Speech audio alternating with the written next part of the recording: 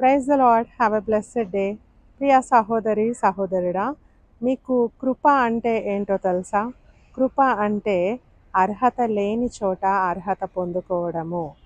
ఎక్కడైతే మనం అర్హులం కామో అయినప్పటికీ దేవుని కృప చేత, దేవుని ప్రేమ చేత మనల్ని అర్హులుగా నిలబెడతాడో దాన్ని కృప అంటారండి. ఈరోజు మనము బ్రతికి ఉన్నామంటే దేవుని కృప. ఒక చక్కటి కుటుంబం మనకు ఉందంటే దేవుని కృప.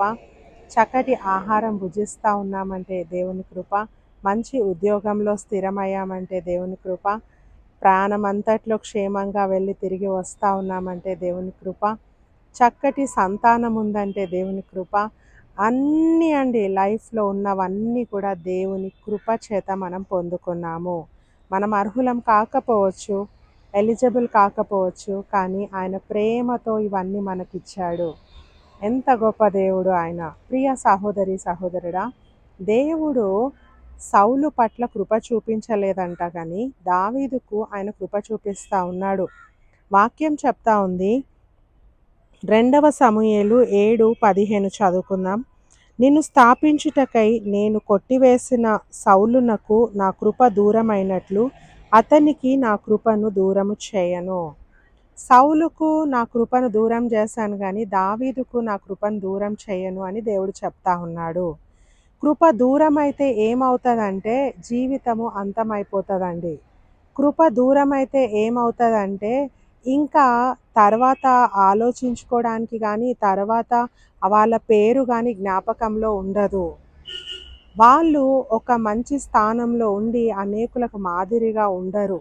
దేవుని కృప ఉంటే వాళ్ళు తరతరముల వరకు వాళ్ళ పేరు పిలువబడతా ఉంటుంది, జ్ఞాపకంలో ఉంటుంది. దేవుని కృప దూరం అయితే వాళ్ళ పేరు తుడుపు పెట్టబడుతుందండి.